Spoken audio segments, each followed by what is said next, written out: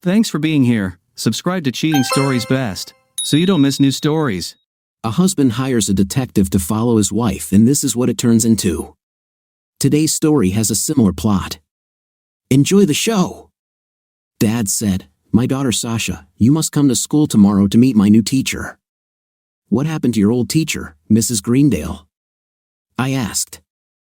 "Her husband suffered a heart attack, so she must stay home and care for him throughout the school year," she answered. I liked Mrs. Greendale. She was an old school teacher, none of these newfangled whims and parents.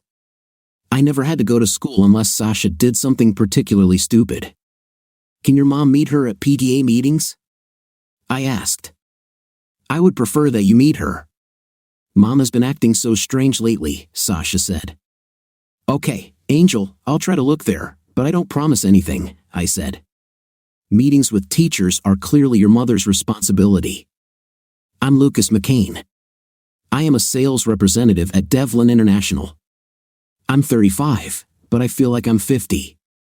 I'm about 5 feet 10 inches tall, with brown hair and eyes. I'm in good shape thanks to my daily runs, and I love my wife and daughter more than anything else. My wife Dana was one of the activists of the school's parent committee, or whatever they call it now.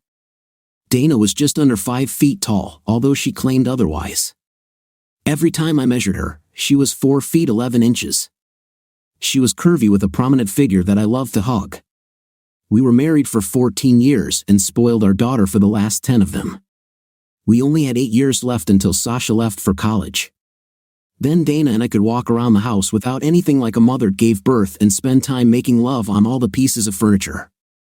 Sasha was right about one thing: Dana had indeed been acting strangely lately. The last time she acted like this was when she was pregnant with Sasha. She tried to sort through everything we needed to have and do to make the pregnancy easier before telling me.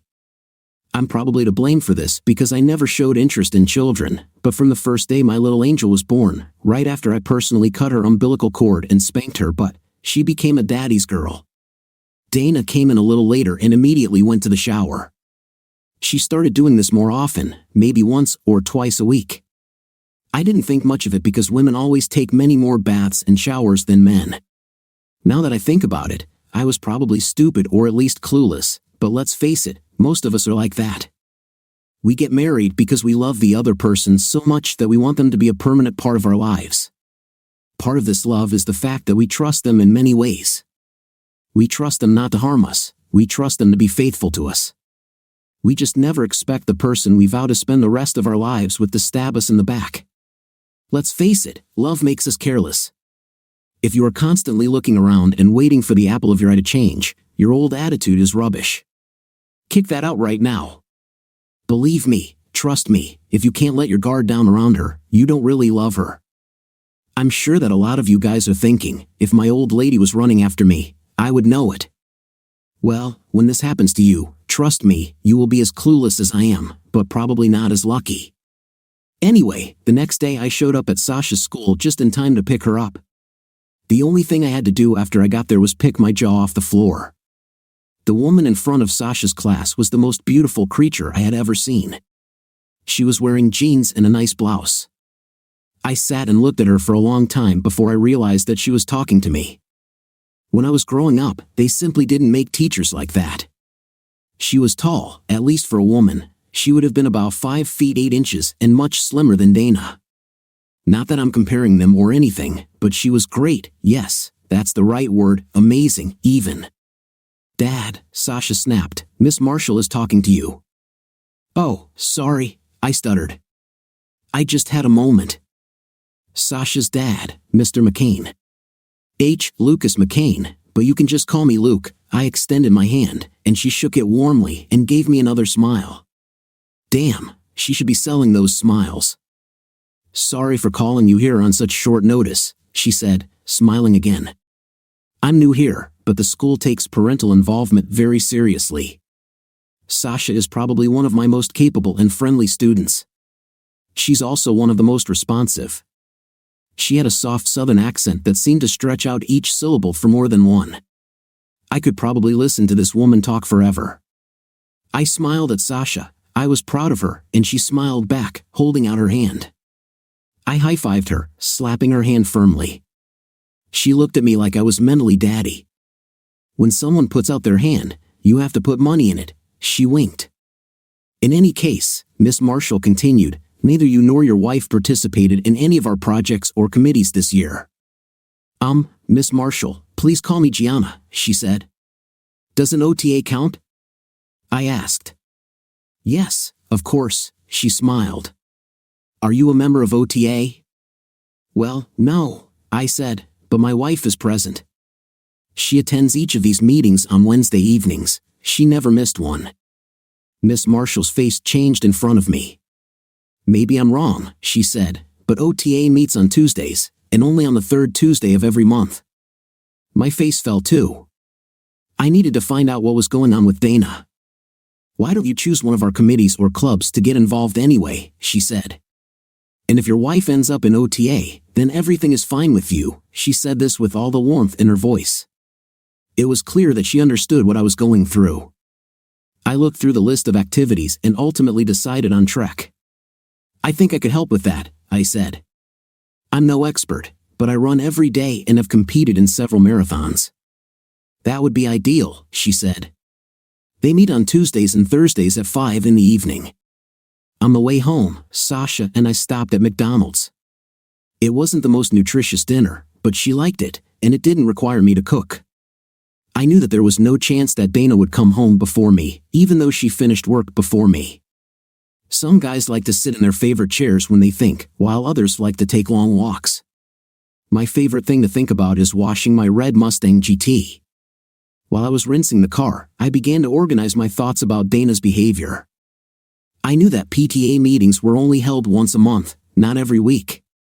Dana joined the parent committee almost 2 months ago. This means that whatever she does, she has done it 6 or 8 times already. While I was soaping the car, I called a friend. Hey, Hop, I said into the phone. Hey, Luke.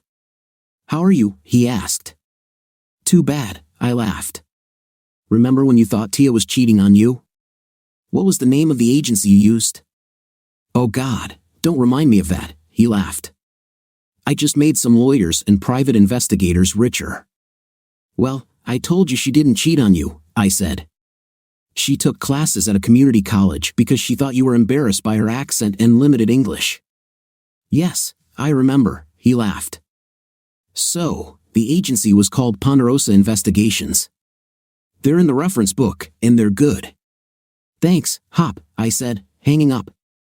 I've known Hop Singh since we were kids playing baseball. I called for information and received a number for Ponderosa Investigations. I called them and was told that someone would arrive in a few minutes since they were very close to my house. I was polishing my GT's chrome wheels when a car pulled up. I saw the man come out and take out a pair of sunglasses and put them on. Your chrome is so bright, I thought I was going blind, he said. My dad had a 1970 Mustang Boss 302 that he took care of like you take care of this car, I nodded.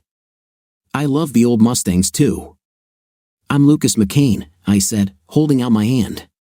My friends call me Luke. He stood up and looked at me. Joseph Cartwright, he replied. His handshake was strong, and I trusted him. He didn't look like your average tall, lean private detective. In fact, he was only about 5 feet 4 inches tall. My friends call me Little Joe. I understood where this nickname came from. Let's go into the house and talk, I said. On the way to the house, I explained my suspicions to him. He toured the house and told me about the packages they offered. He ended up installing a recording device on his phone. I gave him her cell number and sent him a payment. They can probably monitor those calls too, he said. Then he installed several tiny cameras throughout the house. I had the option of watching the camera feeds myself or receiving a weekly or daily DVD. I chose the cheaper option with the weekly DVD. How much is it? I asked him. How much are you willing to pay for peace of mind? He answered. This told me that it would be quite expensive. In the end, one way or another, you will find it worth it, he smiled. Okay, explain this to me, I said. Well, if she's not cheating on you, you can get rid of all these nagging doubts, he said. You can trust her again and work on strengthening your marriage. All the tension this causes you will disappear, so you can relax, he exhaled, letting go of all the tension. I understood his point. On the other hand, if she cheats on you, not only will you know it, but you will have all the evidence you need to face her or even get a divorce if necessary, he said. That way, no one can make a fool of you with some shameful affair that went on for years. You will be able to move on with your life, one way or another.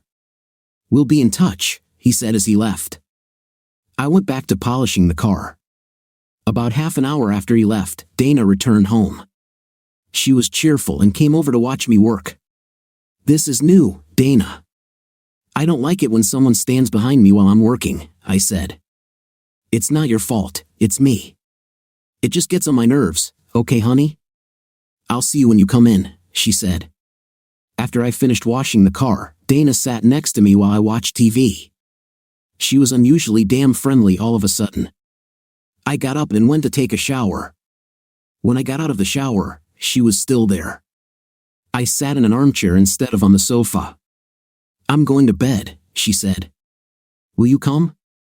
I'll come by later. I just want to watch the news, I said.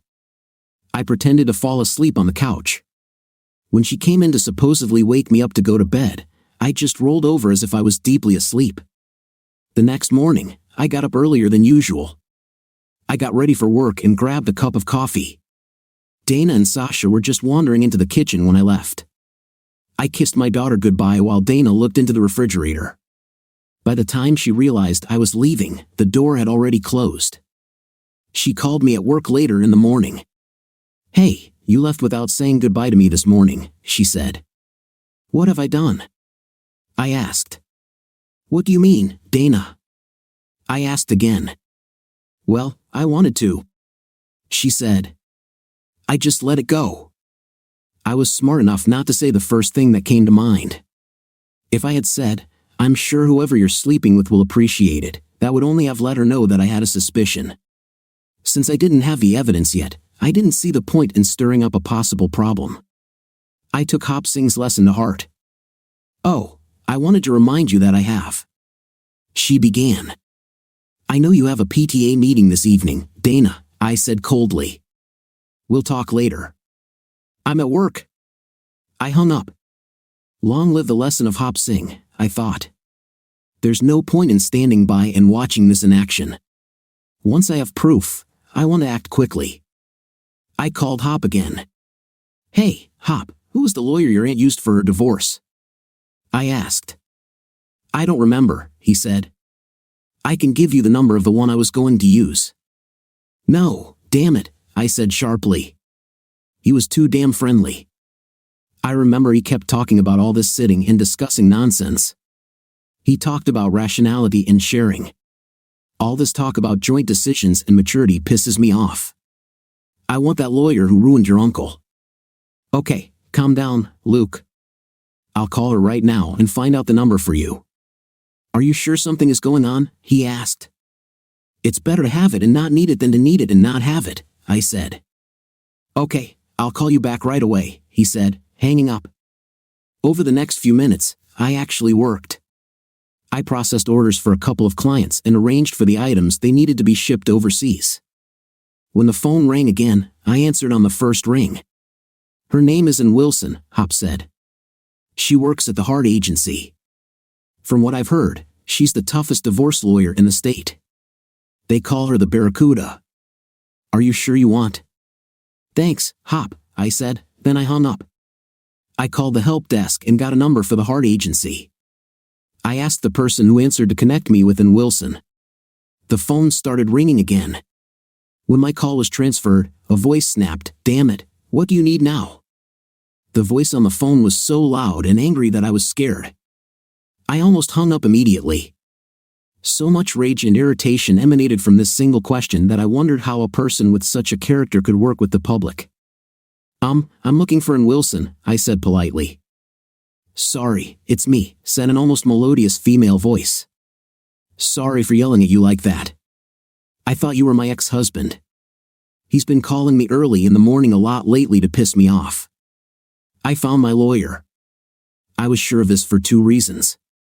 First of all, from the sound of her voice, I was sure that this woman was not taking hostages, and that was what I needed. Second, she was divorced, so I'm sure she can understand the rage and pain that a difficult breakup can cause. I want you to represent me in my divorce, I said. Sorry, I don't think so, she said. Lately, because of my reputation, I've been getting a lot of calls from men who want me to represent them so their wives won't hire me. In my opinion, if you cheated on her, you deserve everything that's coming to you. If you men at least once thought about something other than you understand, the world would be a better place. Can you step down from your pulpit long enough for me to explain the situation? I asked sharply. First of all, I have never cheated on my wife in all the time we have been together. She is the one who cheats on me, and she not only cheats, but also on our beautiful little daughter. I have been feeling like a single father for several months now, and I finally understand why. I don't have proof yet, but the detective agency is looking into this. I want to act quickly so that all this is resolved by summer to have the least impact on my daughter. I'm really sorry, she said. Her whole demeanor changed. We made an appointment for later that day to discuss the details and hung up. Throughout the rest of the workday, I really tried to concentrate on my work, but I was distracted. I was constantly trying to figure out what went wrong. I spent a few seconds clenching my hands and thinking about where I had failed her. Then I came to my senses and started trying to figure out how stupid she would have to be to ever cheat on me. A few minutes before 3 in the afternoon, my phone rang again. I answered it. A soft and sensual voice with a slight accent instantly took me back to the past. I hope you don't mind me calling, she said. I just wanted to remind you that our first event is tomorrow afternoon. I got lost in her voice again. Okay, I said. Laughter came from her, even her laugh was sweet and funny. The kids will come around 5, she said. We should be there a little earlier. We're something comfortable to run in. Tomorrow, we'll probably just do a slow, easy group run. Bye. All my thoughts about Dana disappeared somehow when Gianna said bye. It meant so much more than just goodbye. There was a hint of playfulness and even a little I don't really want to stop talking. It also made me wonder if it meant see you soon, but I was sure that these were just my fantasies. I picked Sasha up from school and we went home. We played Little Big Planet together on our PlayStation 3 for a couple of hours. I cooked steaks for us and made a small salad. After dinner, Sasha went to her room to do homework and talk about boys with one of her friends. I sat down at the computer to look for new items for my Mustang on some of my favorite auto parts sites. After convincing myself that my car really needed a spoiler, I went back to the PS3 and started watching Iron Man 2 on Blu-ray. I turned up the volume so loud that I didn't hear when Dana came in. She hugged me and tried to kiss me. I quickly stood up as if she startled me, moving away from her. That's what you get for blasting the volume so loud, she laughed. You know you shouldn't make it so loud. How is Sasha supposed to sleep? Sorry, I said, turning back to the TV. Wait a minute, she said. What's that smell? Did you fry something? Just steaks for me and Sasha, I answered. We didn't think you'd be hungry when you came. You usually go straight to take a shower and relax after your, meetings. She could hardly look me in the eyes. She simply nodded and went into the bedroom. I couldn't tell if I had given anything away or if she was just feeling guilty, and I didn't care which of these options was true. I just wanted it all to end. I thought about all the financial and other obligations, and Wilson wanted me to gather by our next meeting in order to expedite the divorce. I needed income and tax returns for both of us, a list of assets with their values, and a list of all our responsibilities towards Sasha, specifying who was responsible for what. Since our state recognizes community property, it was understood that any property division would likely be 50-50ths. I like the idea of just going our separate ways. She keeps hers, I keep mine. Since I earn more, I hoped the court would balance alimony with child support. I would take my daughter with me, and Dana would have free access to her. She wouldn't pay child support, and I wouldn't seek it from her. Since the house we lived in belonged to my parents, there was no chance she would get it. We would have to divide the furniture and everything else. Again, I just wanted this to be over so I could move on. Will you come to bed? She asked after a while. Maybe later, I said. Luke, what's going on? She asked. You've been avoiding me for the past 2 days. I want to know why. Did I do something to upset you? Dana, for the past 2 months, you've been distant and acting strangely towards Sasha and me. Do you want to tell us why? What about these mood swings you go through? We never know which Dana will come home. Maybe we've just been giving you space so you can get your head out of your, What? She asked. Maybe we've just been giving you space so you can get your head out of your 5th place, I said. I didn't mean to start this, but it all came out. I stood up and grabbed my car keys before I said anything I might regret. Where are you going? She asked. She looked like she was on the verge of tears. I'm going for a drive to calm down before this gets out of control, I said. Do you want me to come with you? Maybe we could talk. No, there's no point in waking up Sasha because we're not getting along, I said. Or were you planning to leave our daughter home alone while we were both out? Maybe you just forgot about that because I'm usually the one doing it. Dana cried. She reached out to me, and I stepped away from her. Luke, I love you, and I love Sasha too. You know that. You have a strange way of showing it, I muttered. When I closed the door, driving my Mustang at night had its own magic. The faces of the people on the street as I drove by were amusing to watch. They heard the car's engine a little before they saw the car itself. They continued to stare at me long after I had passed. While I was driving, I wondered what was going on in Dana's head. She had a husband and daughter who idolized her. Why did she risk this to sleep with another man? Our nightlife was quite active until 2 days ago. Besides, I wasn't exactly a slouch in bed.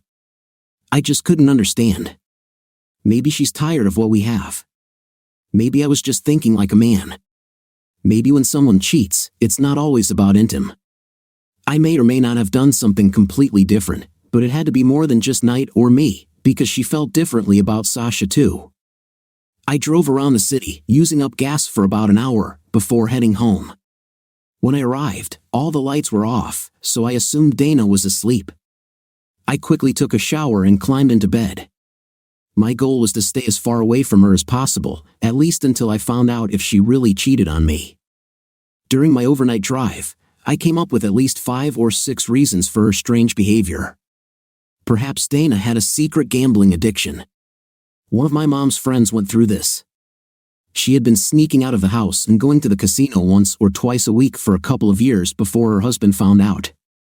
He would never have known if she hadn't gotten into trouble and started missing mortgage payments. Once she missed her 3rd payment, the mortgage company called him at work and all hell broke loose. But in the end, they helped her, and they stayed together. Another possibility was that Dana was hooked on some kind of illegal substance. It seems how damaged I was that I would rather have her gamble or do pills than sleep with someone else. Almost immediately after my head hit the pillow, she snuck up on me. I'm sorry, she said. I've been stressed at work lately. I guess I didn't realize it until you told me. Is there anything I can do to get you to forgive me? Treat Sasha better, I answered sharply. Well, I was thinking about something more personal right now, she said, running her hands up and down my stomach. When her hand came closer, I grabbed her hand and moved it away. What's wrong? She asked. I could tell she was a little shocked. In 14 years, I have never been in a bad mood. I need to go to bed, I said. I have a big day tomorrow, so I need all my strength. Then I turned over and moved even further away from her, but she began, Good night, Dana, I said. The next morning, for some reason, I felt great.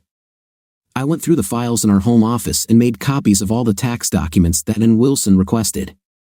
Within a few hours, Barracuda will have all the information necessary to proceed with my divorce.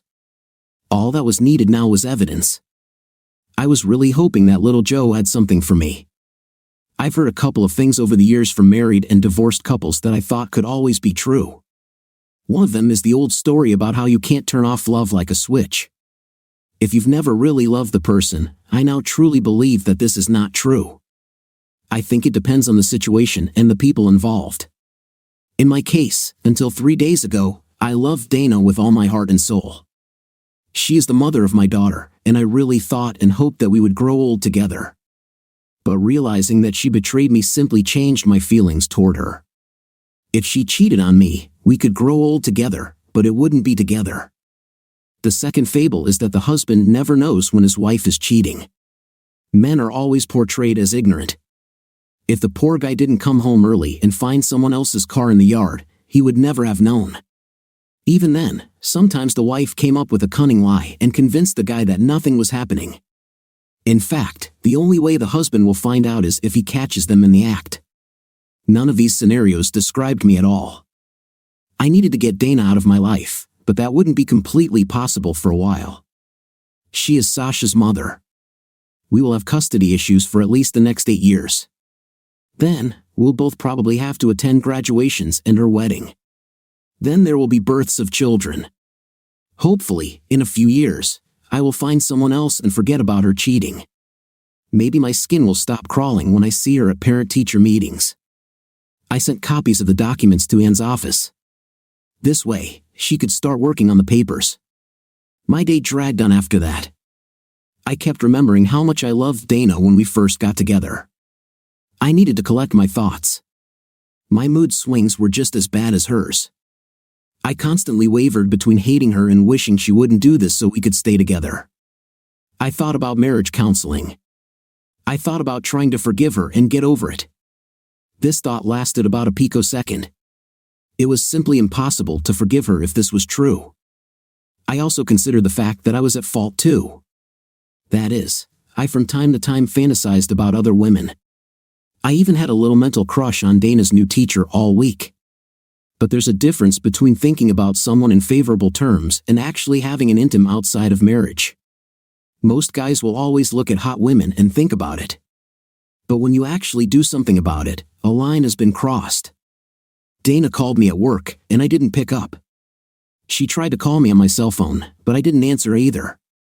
She left me a message telling me how much she loves me and that we need to talk. I deleted it after listening. He picked Sasha up from school at the usual time.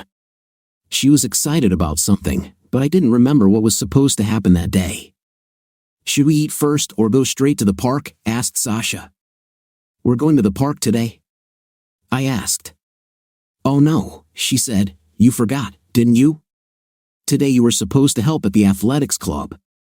We went home, and I changed into a tracksuit.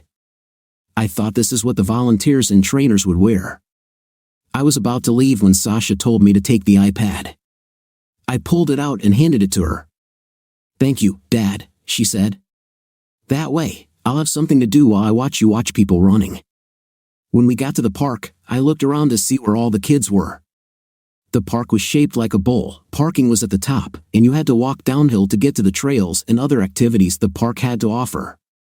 Just beyond the unused tennis courts, I saw a group of familiar faces as well as a few parents. I saw a couple of kids that Sasha hung out with from time to time and their moms or dads. I walked over and joined the group. A few minutes later, I looked up the hill again and saw a Jeep pull into the parking lot next to my Mustang. Gianna came out of the car and talked to Sasha as she walked down the hill.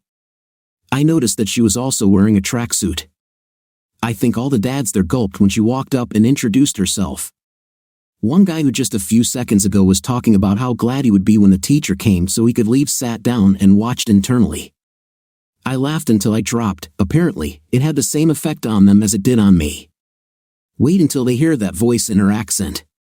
Gianna called all the children and introduced me as her assistant or second coach. She explained that it was just a running club and not an official team. "Now we get together to run twice a week," she said, "but I expect you to run on your own too. If we do well, there will be tryouts for the cross-country team in the fall, and we will meet other elementary schools." She told the parents they could either stay or return in an hour to pick up their children. Most of them left before she was ready to run. When she took off her sweatpants and stood in shorts, all the men decided to stay. We gathered all the kids together, and after a short warm-up, we went on a slow group run along the trails. I took a position following the group in case anyone got hurt or couldn't keep up with the very slow pace we were running at. After a while, it became clear that all the children were capable of running faster than we ran that day. Even the stocky kids were ahead of me. Gianna slowly came back to me on the second lap of the track. "Hi," she said, smiling. "Are you okay?" I nodded my head. "Is this bad?" she asked. I thought about it. And I guess I wanted to apologize to you. What do you need to apologize for? I asked. Well, I replayed our conversation in my mind a couple of times. I think I was kind of insensitive, she said.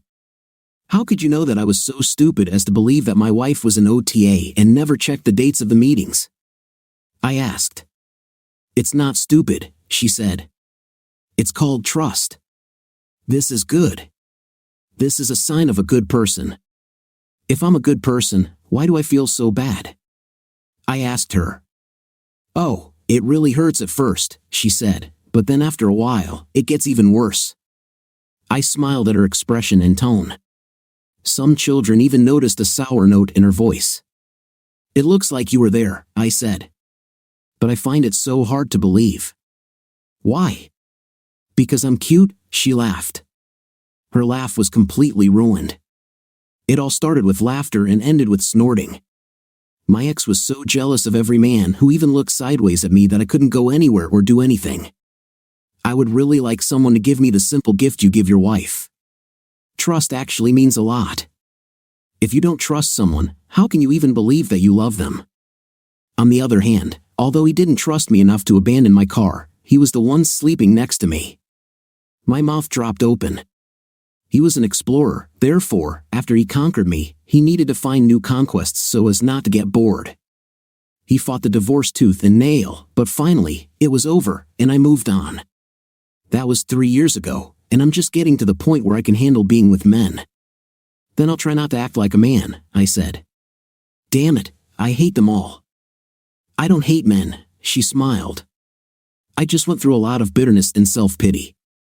Where I come from, if you can't make your man happy, you're just not that much of a woman. You are very womanly, I muttered. The whole time we were running together, it was hard for me to take my eyes off her in those tight shorts. Her legs also seemed incredibly long and shapely. Her breasts, although not as large as Dana's, just fit her body perfectly. Notice that, right? She smiled. Her smile told me a lot. First of all, she was definitely interested in me on some level. It also made me realize that she knew the effect she had on men and wasn't above flaunting it and flirting a little. After the second lap, we took the kids back to the clearing where we started the race. We asked them to do some stretching exercises, told them how well they did, and sent them home with their parents. Several parents came up to ask questions. Most of the men wanted to know how I became her assistant and if there were any other openings. When we returned to the parking lot after the last child left, Sasha jumped out of the car. Dad, can we go to Pizza Hut? She asked. I think so, I smiled. Okay, she said. This is Mrs. Marshall's favorite restaurant. So, Miss Marshall, since this is your favorite restaurant, I hinted. Well, Mr. McCain, I'd love to join you, but why don't we wait 45 minutes? This way, the two of us can shower and change clothes. You should be comfortable eating pizza, she laughed. Okay, see you then, Sasha said. Come on, Dad, you need a shower. 45 minutes later, Sasha and I exited the Mustang in front of the only Pizza Hut in town. We entered and took a table.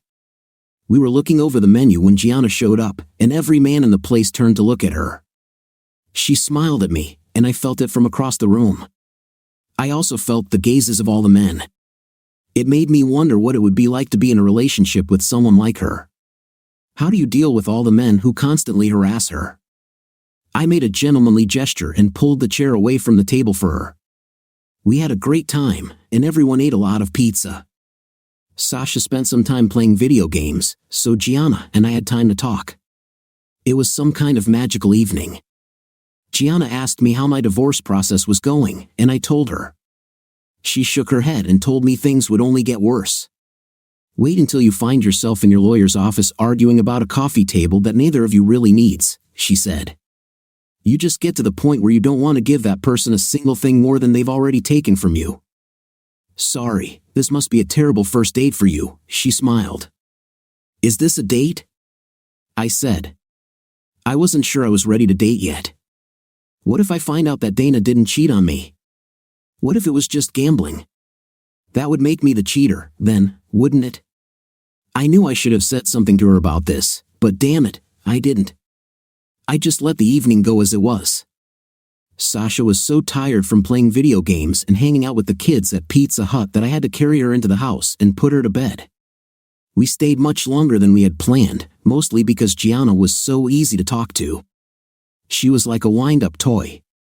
Just wind her up and watch her go. She'll tell you everything you want to know about anything. I lay down in bed and tried not to wake Dana, but she rolled over and hugged me as soon as I lay down. "Where did you go?" she asked. "Pizza Hut," I answered. "I was wondering why your iPad isn't on the table." "Sasha was playing with her friends and eating pizza while you were surfing the internet and looking for parts for your car, right? You are a good dad, dear, and you are a wonderful husband." "I'm sorry for the way I behaved," she said. "I love you, Luke. Can we start makeup intimate now?" Even in the weak moonlight coming through the windows, I could see Dana's ample breasts. There was no way I was going to sleep with her until I found out if she was cheating on me. "Today is not suitable," I said, leaving her in even more shock than the day before. "I think I have a cold. I don't want to infect you." I wish I could read Dana's thoughts as she sat there looking at me. Did she think I didn't know what was going on? Or did she think I was still stupid? The next morning, I quickly left again after waking up Sasha and asking her not to tell her mother about the night before. She hardly talks to me anyway. "Dad, why should this morning be different?" said Sasha. I was sitting at my desk a couple of hours later, lost in thought as usual, when a package was delivered to me by courier. I subscribed and opened it. Inside the envelope were 2 floppy disks and a stack of papers. I inserted one floppy disk into the computer and started it up. There were 4 files on the disk. I ran the file dated last Wednesday. It showed Dana walking into a cheap motel with a very tall guy. I could barely make out who he was. Then, inside the room, I saw them closer. It was Chuck Connors, the guy she worked with. I looked long enough to realize that they weren't playing cards. Then I turned off the disc. Probably some guys would want to watch the whole thing. Even sicker guys might want to watch this more than once. I just felt nauseous. Of course, Gianna was right about how bad it was, thinking and suspecting that she was cheating on me. It was much worse to see this, especially witnessing some of the things she allowed him to do to her that she never let me even think about. I made a copy of the DVD to send to Anne. I then copied the discs and set copies of both along with a paper detailing who Chuck Connors was, when they met, and other information. I called Ponder Investigations and thanked them for a job well done. I also terminated their services because they were no longer needed and were expensive. Anne called me a couple of hours later. She said everything was ready, the papers were already prepared. She just needed Chuck's name so I could sue him too. In our state, you can't sue for emotional distress or anything like that. I sued him for mental anguish because of the stress he caused me and my daughter due to his affair with Dana. And told me that there was a very real possibility that we wouldn't get a penny from Chuck. The reason we were suing him was so that his wife and family would find out about his actions and generally ruin his life. When we sued the company they worked for, they both probably would have been fired. With the lawsuit against him in the public domain, anyone who would consider hiring him in the future and did a background check might stumble across it. That was cute, and it was obviously worth every penny she charged me. She also explained to me that, unlike on television, we weren't going to release all our evidence at once. It would be stupid. First, we file for divorce. After signing the agreement on the division of property and its approval by the judge, then we sue Chuck and the company. That way, when the judge approves everything, Dana will have income, so the settlement will be relatively fair. Then, after the judge's approval, we take a stab at Chuck and the company. Since Dana would have lost her job after the agreement was approved, it would not have been our fault that she found herself destitute and homeless. And also told me that I should listen to the audio conversations on disc 2 if I hadn't already, because Dana was thinking about ending her relationship with Chuck. And wanted to know if it mattered to me, and I told her no. I said I needed a day or 2 to decide how and when I wanted to serve the papers. She thought we should do it at Dana's work. The humiliation and shame it would cause by doing it there would be great. It would also serve as notice to the company's senior management that trouble was afoot. I hung up, and although I suppose I should have been happy, smiling was the last thing on my mind. I don't know how I survived the weekend. On Saturday, I took Sasha and a couple of her friends to the zoo. On Sunday, I washed and polished my car again. On Monday, I couldn't bear to sit another day at work, so I took a sick day and took my Mustang to an auto repair shop to have the chin installed. The instructions said it was easy and anyone could do it, but I didn't want to risk my state of mind and ruin the car. While I was waiting for the technicians to install it, I called in and told her that she could give Dana the paperwork at work on Wednesday.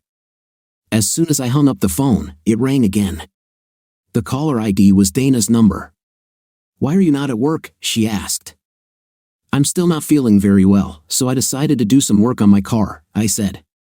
"Why didn't you at least tell me so I knew where you were and didn't look stupid calling your office?" she asked. "We're married, you know." "Sometimes it's hard to tell," I said slowly. "Luke, you know I love you," she said. "And I know I caused it, but I don't know how to fix it without making the situation worse. Can't we just promise each other to never let work stress interfere with our family life again?" "Okay, Dana." "No more stress from work at home," I said. "Me too," she said. "Never again, I promise." "What nonsense," I said. When I hung up, I couldn't believe she thought I would believe this job. She really thinks I'm that stupid. The phone rang again. I was going to give Dana some heat since I was so annoyed with her, but it wasn't her. "Why are you not at work?" Gianna said. Just hearing her voice made me feel better. "I'm depressed," I said. I explained everything to her and told her where I was. "Okay, that's not why I called," she said suddenly. "Sorry, I didn't mean to drag you down by talking about my ruined life." "You're not dragging me down," I said. "And I'm ready to listen to whatever you want to discuss. I'm just afraid that if we constantly talk to each other about our problems, we will become friends." "Oh," I said, suddenly feeling worse. "I kind of thought we were already friends." "Oh, hell no," she said sharply. "Get that thought out of your head right now." "Well, I'll let you go," I said sadly. "I don't want to waste your time." "I called you, Luke," she reminded me. "I wanted to ask you about our second date." "What second date?" I asked. "Luke, you never want to be a girl's friend, and I don't want you to ever think of me as a friend either," she said seriously. "When I got divorced, I had many friends. Most of them were women, but there were also a few men. Many of my friends called to support me during my divorce. Even the guys called me. The problem is that once a person enters the friend zone, it is quite difficult to change their status. I never even thought about sleeping with guys I considered friends. I don't want you to think of me as a friend, okay?" I said. "I'm confused," I said. "What?" "Don't worry about it," she smiled. "I'll take care of it." "You're still in shock." "I'm just making sure that in a few weeks, when you're really ready to move on, I'll be first in line." "What queue?" I asked. "You work for a relatively large company, right?" she asked. I agreed. "This means that when news of your divorce gets out, there will be a lot of women interested in you, and they'll all be behind me." She smiled slightly. Gianna, if you're in line, there won't be a line," I said. "I'm not stupid enough to miss that you're interested." "Oh, finally a little flattery." "Now that I know you're interested, let's talk about that second date," she said. I was lost in thought. "You know, what are you thinking about?" I asked. I was still very confused. No wonder women think we're clueless. "Well, the second date is a little early for a romantic dress-up dinner, but it's great for another fun outing. The main question is, should I take Sasha with me?" she asked. "Because I know she loves me, but after the second date, we'll have to kiss goodbye, and I'm not sure she loves me that much. Seeing some woman kiss your father can be awkward." "Are you planning to kiss me?" I said. The tightness in my pants made me very glad that I was alone in my office. "Absolutely," she laughed. "After all, we have to follow protocol, right? I could barely stop myself from kissing you at Pizza Hut." "So, when will this happen?" I asked. "The sooner, the better," she said. "How about tomorrow after practice?" I'll pack a picnic, and the four of us will just have a picnic right there in the park. After everyone leaves, we can even roast marshmallows." Which four are you talking about?" I asked. "You, me, Sasha, and her best friend Beth." She smiled slightly. "So, Sasha will be occupied while we chat." "Okay," I said, hoping my head would stop spinning. "See you then." "Bye," she said, yet her voice remained seductive. That accent. If all the girls in the South were like her, I wondered why anyone ever left the South. When I picked Sasha up from school, I looked around the parking lot but didn't see Gianna's Jeep. "She's not here, Dad," Sasha laughed. "She had some shopping to do." We both know why. I looked at Sasha, and she was smiling. I guessed that she was okay. When we got home, Dana was in the kitchen preparing dinner. Sasha and I both looked at her as if she were an alien. "Why are you looking at me like that?" she asked. "We didn't know you could cook," said Sasha. "Why are you home?" I asked. "I just decided not to stay at work late today," Dana said, smiling. "I just wanted to spend time with my family." "When will they come?" Sasha asked. "I'm pretty busy today. I have a lot of homework.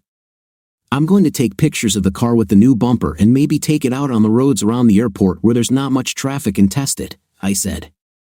Sasha went into the kitchen and took a couple of pieces of pizza that we had brought the day before. She heated them in the microwave while Dana looked at her with obvious displeasure. "Bye, Dad," Sasha said, heading to her room. This left me alone with Dana. "I thought," she said, smiling at me, "what do you think about having another child?" It was one of the hardest things I've ever done, but I managed to keep a straight face. I didn't laugh in her face or throw up. "I'm going to go now and take pictures of the car," I said. "What about my idea?" she asked plaintively. "I wanted to start as soon as possible." I'll think about it," I said, leaving the house.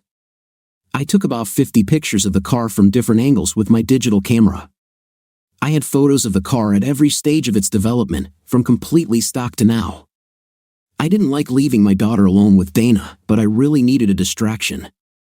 As I drove down the road, I didn't know whether to laugh or cry. There were only two reasons why Dana suddenly became so affectionate. Either she really was trying to save our marriage, or she was trying to pull more of her tricks on me. If she was really trying to save the marriage, shouldn't I have at least given her a chance to try? Then there was this sudden desire to have another child. Was this another tactic to save our marriage? Maybe she somehow suspected that I knew about her affair and thought that getting pregnant with me again would keep me from leaving her. Or was there something even worse ahead? Was she already pregnant with his child and trying to force me to have an intim with her so she could claim the baby as mine?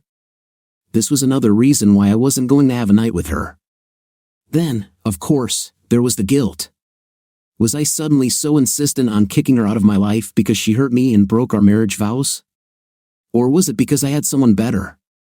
Since we were still married, wasn't I just like her? I apparently started dating before I filed for divorce. I didn't start anything, but I still did it. I guess it all comes down to timing. Dana cheated on me for over a month. In my mind, the moment she spread her legs in front of Chuck Connors, our marriage was over. So, at least for me, it's completely normal to look for happiness elsewhere. As for children, if Dana is pregnant, we will do a DNA test. If it's my child, I'll pay child support and be a part of his or her life. But it's over between me and Dana. There's no way to go back after what she did. I drove the car much longer than necessary. I enjoyed being in my car, but eventually I had to go home. As expected, Dana was still awake. "Ready, Dad?" she asked. "No," I answered honestly. "Dana, our problems are bigger than you think. You treating me and Sasha like crap for almost 2 months and then deciding everything is fine doesn't work for me. I don't see how having another child could improve an already lousy situation." She looked really hurt. "But Luke, I love you," she said. "I love you too, Dana," I said, and I meant it. "But I don't think it's something we can fix overnight." She looked very hurt. "Then don't worry, Dana," I said. "It's not that bad. We haven't had an intimate in weeks, so don't worry about it." That's probably why I'm so excited. she said. I missed you. She hugged me and ran her hand over my groin. Dana, this won't happen. Get away from me, I replied sharply. I went into the bedroom and left her there crying. The next morning, all the tension in me disappeared. Dana was still in the living room. She looked terrible. I took a shower, got dressed, and went to work. After work, I changed clothes in the office, picked up Sasha, and went to the usual children and parents training session. As usual, everyone gathered there. I noticed how some women looked at me. Some of them were married but still watched. What the hell is wrong with the water? There seems to be an epidemic of married women chasing other people's men, I muttered to myself. Hey, Luke, Jana said, approaching. Remember, I'm first in line. She moved her arms around my waist in a friendly but intimate way. There was nothing inappropriate about it. It wasn't even a hug, but it was familiar enough to let the other women there know she was claiming her territory. We did the same group run as last time but increased the pace slightly, just enough so that all the children could keep up. Some felt uncomfortable. Those who easily kept the pace would probably be our track and field team. The rest will remain at the club until they are ready to move to the next level. After practice, most of the kids were tired and couldn't wait to get into their parents' cars. Of course, most of the dads wanted to stay and stare at Gianna as much as they could, but in the end, it was just the two of us and Beth. Beth's mom didn't pick her up. She was supposed to spend the night with Sasha. We walked to our cars and drove to the picnic area. Sasha and Beth sat on the bench playing games and watching videos on my iPad, while Gianna and I set out the food. Then the magic began. We laid out a blanket and sat on it for a long time, just looking at each other. She had a look in her eyes that I had never seen in Dana. I don't know how to describe it, perhaps melancholy mixed with despair, with a small amount of hope for a good dimension, all directed at me.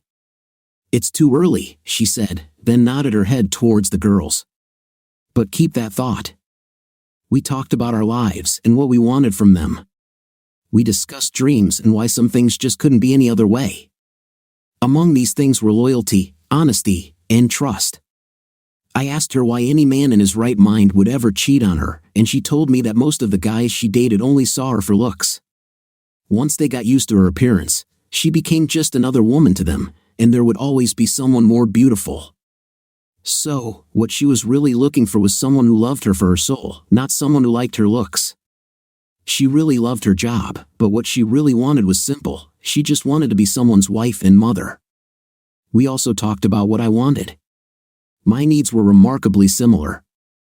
The girls came up to us several times for snacks and eventually just sat on the blanket with us. Is Miss Marshall your friend now, Dad? Asked Sasha. I think she is, Beth said, but maybe they're just friends because they don't kiss. My mom has 3 boyfriends, and they all kiss her all the time. Well, I think it's time for us to go home, I said. See you at practice on Thursday, Gianna said as she stood up. Yeah, I said. You should follow me home. It's time to move this thing forward. Push what forward? She asked. Divorce and the rest of my life, I smiled. We loaded the kids into Gianna's Jeep and drove to my house. On the way home, I called Chuck. He had just arrived home, which meant Dana must have been on her way. Chuck, this is Lucas McCain, I said cheerfully. Do I know you? He asked. I heard the tension in his voice. I was sure this idiot knew who I was. We don't need to play games, Chuck, I said. You've been sleeping with my wife for about 2 months, so we must be old friends. Considering what we shared, it was her idea, he said quickly. His voice became plaintive. Chuck, I don't care whose idea it was. I just think that as adults, it's time for us all to sit down and discuss our options. So, unless you want me to come to your wife and discuss all this with her, you should come to my house right now. You have 10 minutes to get here. If you take more than 15 minutes from now, I will come to your house, I said. Dana actually arrived home before us. I saw her car when we arrived. As soon as Gianna's Jeep stopped, both girls jumped out and ran towards the house. I stayed to talk to Gianna. This will be interesting, I told her. Luke, don't do anything stupid, she said. She climbed onto the hood of my car and pulled me towards her between her legs. Trust me, I said. I'm not going to do anything stupid. I have nothing against Chuck. He didn't betray me, Dana did. All I want from her is my divorce so I can move on. This should go very smoothly. Well, you forgot something, she said. Then she leaned over and kissed me for one very long moment. The world stopped turning, time stood still, and everything around us simply ceased to matter. The only thing that broke the spell was the sound of Dana screaming as she ran towards us from the house. What the hell are you doing? Dana screamed. Moving on, I said cheerfully. Moving on with what, Dana? She hissed. I raised my hand to silence her. Oh, okay. Chuck is here, I said as he pulled into our yard. Chuck got out of his car and nearly tripped when he saw Gianna. He couldn't take his eyes off her. I hugged her again, and she got into her car and drove out of the yard. Oh my God, this woman is beautiful, Chuck said. Dana just sat there, growing whiter. What are you doing here, Chuck? She asked sharply. Did I leave something in the office? I invited Chuck, I said. Let's go inside so we can talk in peace. We walked in and settled into my living room. Who is this woman? Chuck asked as soon as he sat down. My plan to remain calm and rational suddenly fell apart. Chuck was 3 inches taller than me and 20 pounds heavier, but it didn't matter. I hit him with all my might, his nose exploded, and he fell backwards so hard that he knocked over a chair with him. He touched his nose, saw blood, and stared at me. He tried to get up, and I kicked him in the chest, knocking him down again. Why did you hit me? He shouted. Because I invited you here so we could talk, I hissed. You're a real piece of work, Chuck. You're already married, but you go around trying to have other guys' wives. You've already ruined my marriage to Dana, but before we can even discuss it, you're sniffing around like you're interested in Gianna. She has much more integrity than Dana, but the thought of you looking at her makes me angry. Chuck, I have nothing against you. You didn't betray me, my wife did. If there's anyone I should be mad at, it's her. But I'm not mad at anyone. In fact, I'm happy Dana's now yours. Take her and live happily. Are you kidding? Chuck said. I don't want Dana. I already have a wife. More beautiful, by the way. It was just a night, and it wasn't even good. I just like those big old breasts, the rest is worthless. Believe me, if it weren't so easy, I wouldn't even bother. You're an idiot, Dana, I shouted. I don't want you either. That's why I broke up with you the other day. I started to think that Luke suspected something, and you weren't worth my marriage. Then why did you call me today, you old fart? Chuck replied sharply. Because Luke hasn't slept with me in over a week, she said. Look, you can figure this out when you get back to Chuck's house or wherever you go, I said. What are you talking about, Luke? Dana asked. There was sudden fear in her voice. I already told you, you both acted like you'd been together for over a month. Whatever this may or may not be doesn't have to end. I hope you both will be very happy together. I really mean it. If we'll all pack our things together, you both can be out of here in 20 minutes. Or you can just pack some of her essentials and come back for the rest tomorrow while I'm at work. Work? I said. They both looked at me as if I had 3 heads. Confusion was written all over their faces, and it was hard to see on Chuck's face due to the swelling of his nose and cheek. I'm not taking her anywhere, he said. Oh, yeah? You'll take her, Chuck, I said. I don't care where you take her, but she's yours now. You can take her home with your wife and child, or pay for her motel room, or buy her an apartment.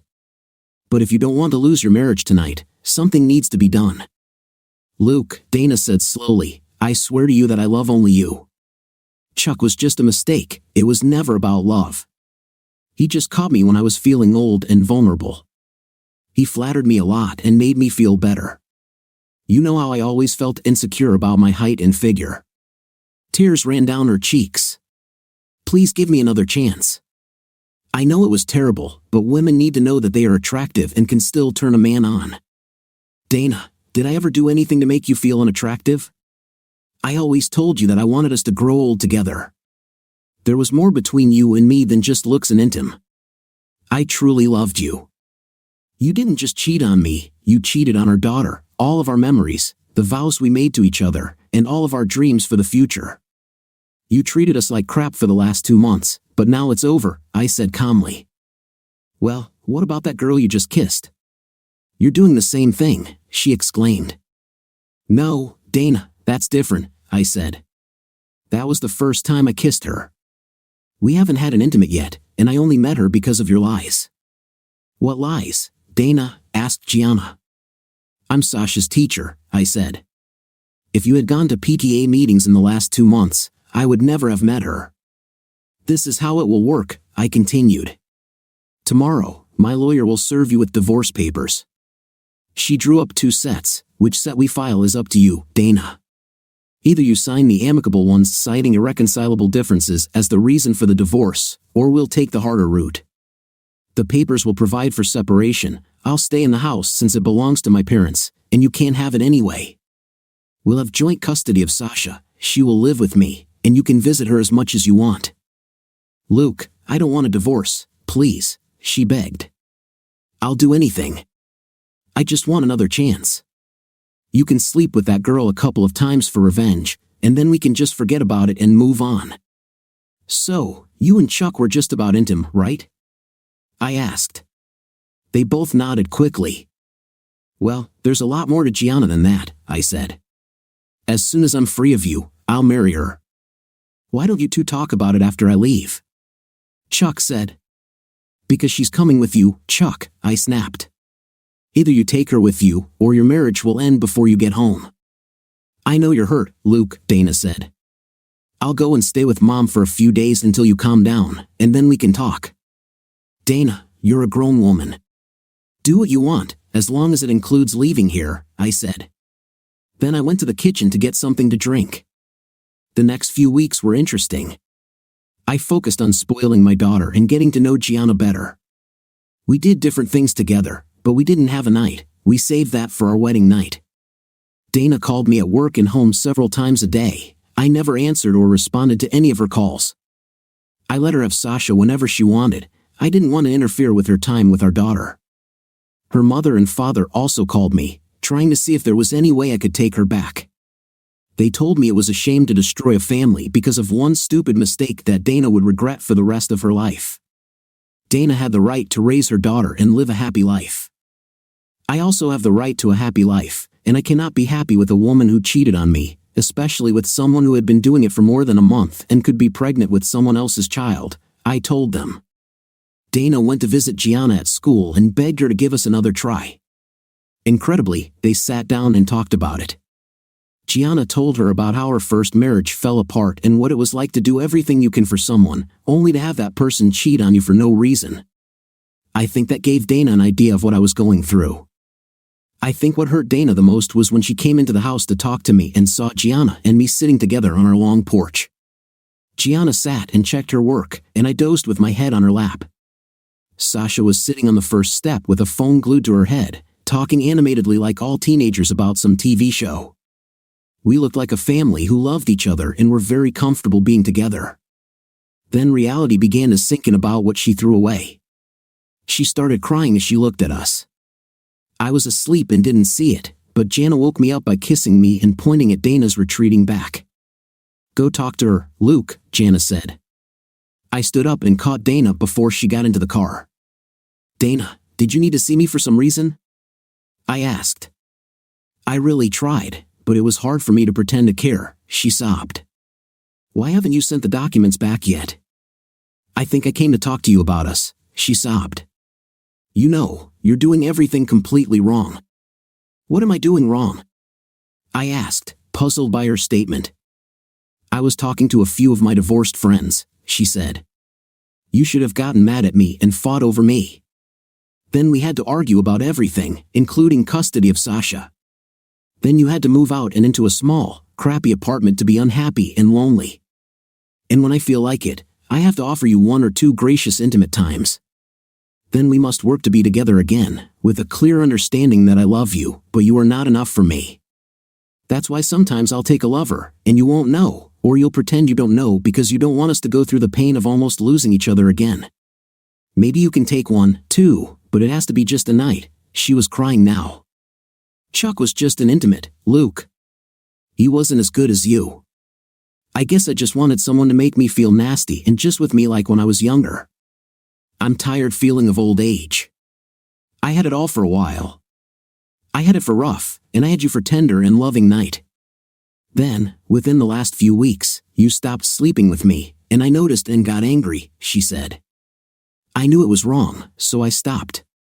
But you had already stopped having an intimate with me, and I became desperate, so I called the idiot again. When I saw you come home with Gianna for the first time, I was furious. Then, when I calmed down, I realized that maybe this could be good for me. I thought that if you had a night with her, when it was all over, we'd be even and I could get you back. She said I went to her school last week and talked to her about it, and she told me a lot of things, not only about you guys, but also about me. Then I realized that I'm really in danger. It's not that she really loves you, probably as much as I do. She will never give up on you. So I decided that my only hope was to turn to you. We have been together for 16 years and married for 14 of them. We have a child together, and until the last 2 months, we were happy. It means something. I will not give up without a fight. Then I came to talk to you today about it and see if we can work something out. I wanted you to give up the divorce. In exchange for this, I would give you 2 months with her, and then we will put our marriage and our family back together. But now I understand that you will never agree to this. You love her too, and you are happy. Even my daughter follows her. You guys are like the family we never were. Tears flowed freely down her cheeks. I really screwed up. This is not at all how it should be. Chuck never loved me. He just used me like a stupid cheap. I found out that he is now sleeping with one of the secretaries.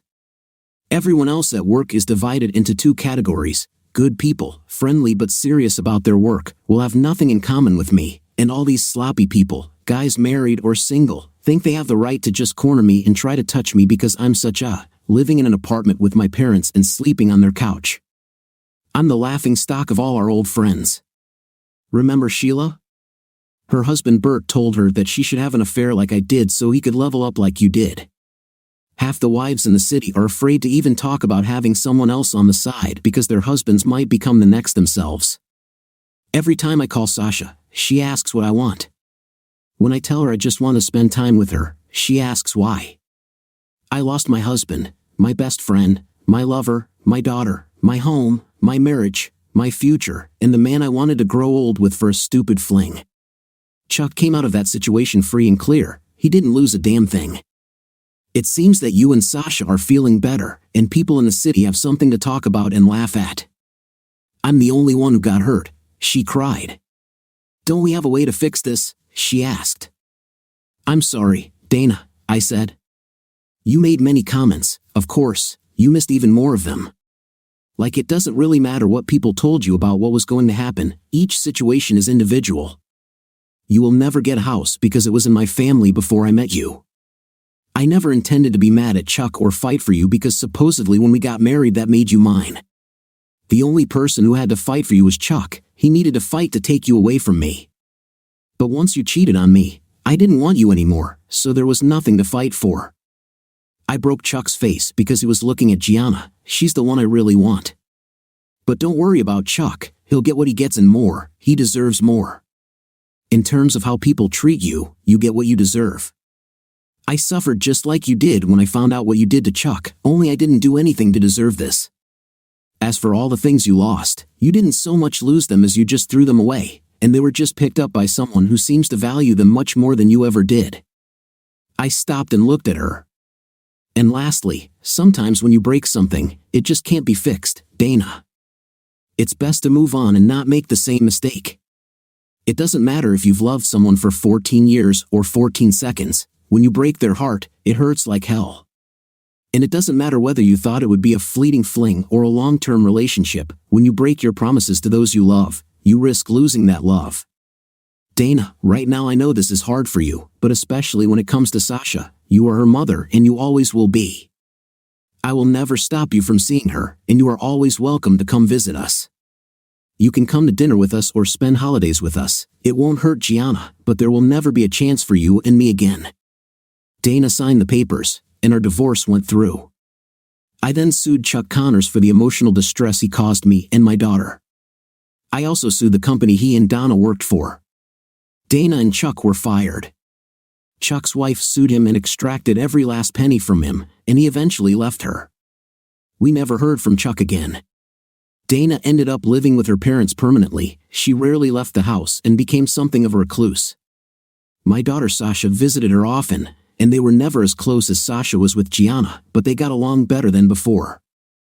I probably never forgave Dana for how she hurt me, so I never trusted her again, although Gianna more than mended my broken heart and gave me so much love that I never looked back. I was never able to forgive Dana. Dana and Gianna eventually became friends, and Gianna was one of the few people who could get Dana to leave the house. It took 20 years and a very tragic set of circumstances for me to spend time with Dana. Sasha grew up, got married, and started a family. I spent 20 wonderful, loving years with Gianna. We never had children, but that didn't matter because Gianna loved Sasha like she was her own. I was shocked one morning when I woke up to find Gianna cold and motionless next to me. It was later discovered that she had suffered a cerebral hemorrhage while she was sleeping. She died with a smile on her face, cuddled in my arms. Doctors swore she probably died instantly and felt nothing. I became a hermit and didn't talk to anyone or leave the house for a long time. Sasha stayed with me for about 6 weeks, but in the end, she couldn't convince me to come home to her and her family. Hell, I was only 55. I was still young and healthy, but I just couldn't bring myself to do anything without Gianna's smile. Life seemed meaningless. I drank too much and ate too little. The first 2 days after my daughter returned home to her family, I promised her that I would call her every day, take care of myself, and come see her if I got too sad. I have not fulfilled any of these promises. On the 3rd day after my daughter left, everything changed. I woke up to the smell of frying bacon. Since I had not eaten for several days, the smell was incredibly appetizing. I wanted bacon like never before. I stood up and staggered to the kitchen. "What the hell are you doing here?" I growled. "Our daughter made me promise to take care of you before she left. In fact, she was the second of your women to ask me to do so. Gianna always told me that if anything happened to her, she would expect me to come back into your life. So here I am. What if I don't want you back in my life?" I asked. "You can go, just leave the bacon," she said simply. "How is it not?" I asked. "Luke, I know you still hate me," she said. "I really messed up. I betrayed you with a man who cheated on his own wife with me, not because he loved me but because he just wanted to use me for night. I lost the love of my life for allowing this. It's easy for a person to use my body. I lost you, our daughter for a time, and the wonderful life that should have been mine." She cried a little. "You know, I went a little crazy for a while. I was in therapy, and it didn't help. I was bitter and angry for a long time. Then I made a new friend. She helped me understand that despite what I had done, possibly the biggest mistake of my life, I didn't end my life. My life should have gone on. I should have picked myself up and moved forward. She made me start dating again after some time. These dates that I went on sometimes usually ended in disaster. At first, it was because I could tell guys didn't really want a serious relationship with me. They just saw big breasts and a big fifth place and wanted to have an intim with me. I've been down this road before and that mistake cost me my happiness, so I wasn't going to put up with it again. Later on, I actually dated a couple of really nice guys, one of whom wanted to marry me. But Luke, I couldn't do it. My friend, who I'm sure you know was Gianna, told me that the reason I couldn't get engaged to them was that I still love you. We both cried because of the tragedy of this whole situation. It was sad for both of us. I cried because my stupidity cost me love and my life with the only man I've ever truly loved. She cried because she was truly my friend. She cared about me and felt my pain, but she would never let you go. She loved you too much to ever do that or even share you. After all, she told me that if anything happened to her, I would need to take care of you and maybe then I could get you back. I still didn't even want to look at Dana. The first few days were terrible. Dana came to the house every day. She threw out all my alcohol, cleaned the house, cooked food for me, and even made me shave and groom myself. At first, she only stayed for a while, but over time her visits became longer and longer. After a month, I guess I just got used to her presence. After 2 months, she stopped going home. She was just sleeping in the guest room. She would clean the house and do everything she could to make my life better, and then go back to her room. Of course, there were several incidents. I went into the bathroom and saw her there, or saw her coming out of the shower and caught a glimpse of her partially without clothes body. 3 months after Gianna died, Dana made me wash my car. I still drove the Mustang, of course. I already had 4 of them over the years. I just couldn't bring myself to sell or trade them. Why should I wash my car? I grumbled at her. Luke, tomorrow will be 3 months since Gianna passed away. I know it's painful, but you haven't visited her grave since the funeral. This is another big step for you to come to terms with this. It won't be easy, it will hurt like hell, but you need to do it to move on in life. She will always be a part of you, and you will always remember her, but you still have many years ahead of you before you meet her in heaven, she said. It's still a long way off, so you need to accept it and move on. I'll probably die before you see her again. Of course, I'll probably go to hell. There must be a special place in hell reserved for people who cheat on the love of my life, she said. Just imagine you and Gianna sitting on a cloud, putting on wings and playing little harps while I fry in a frying pan below, she said with a hint of a smile. Don't worry, I smiled back. If that happened, I would ease your suffering. This was a big breakthrough for us. After that, we really started talking more and doing things together. It wasn't romantic, it was more like a friendship, but we were both happy with it. It took over a year before we ended up in bed together. It was her birthday, and I forgot about it until a card from our daughter arrived in the mail and reminded me. I felt terrible. I was going to rush to the store and try to buy her a last-minute gift, but she told me there was something better I could give her. What do you want? I asked. 1 hour tonight, fully clothed, in your bed with your arms around me, she said nervously. That's not a gift, I said. This will mean more to me than anything else in the world, she said. I'm not asking you for a night, I just want you to hold me. So that evening, we went to bed early. Dana returned to the room that was once ours. She was wearing a long, very warm flannel nightgown. She crawled under my blanket with the biggest smile on her face. I hugged her, and she sighed. Nothing happened that night except we slept together all night because we both fell asleep. I woke up the next morning with one hand on one of her large breasts. We got out of bed awkwardly, but for the next few days, Dana walked around with a smile. About a week later, Dana sprained her ankle, and I found myself caring for her. It was the least I could do after everything she had done for me. Besides, we lived in the same house, and I knew that neither of us wanted her to return to the house that she had inherited from her parents when they died. After the first night when she constantly called me from her room at night, I simply moved her to my room so that I could hear her better. Her ankle was sore for a couple of weeks, and I really believe she used it to stay in my room longer. She just seemed to like that her ankle hurt. After 2 weeks of sleeping together, Dana simply did not return to her room. We never talked about this. One night, about a week later, it happened. I woke up as usual with Dana pressed against me. I couldn't hold back, and we had an intim. Since then, we have been living together. We're not married, we just live together. We love each other and have a fulfilling night life, but we're not bound by law. I think we both see this ending someday and just want to enjoy each other. Something really funny happened yesterday.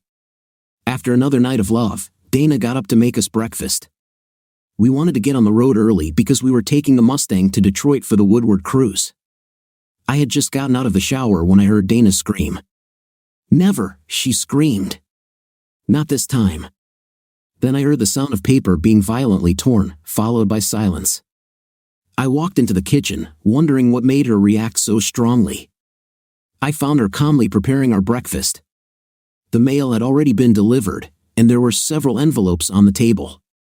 I noticed several pieces of torn paper by the trash can in the kitchen and looked inside to see what she had torn. Just spam, she said, smiling. Breakfast will be ready in 20 minutes, and then we'll leave. I nodded at her, hugged her, and then, while she wasn't looking, collected the pieces of paper from the trash can. I went into the basement and pieced the letter together like a puzzle. As soon as I realized what it was, I laughed out loud. This was an invitation for Dana to join the school's parent committee. What do you think of our story today? I think the husband was absolutely right to hire a private investigator to make sure his wife was faithful. What do you think about that? Let me know in the comments. See you in the comments.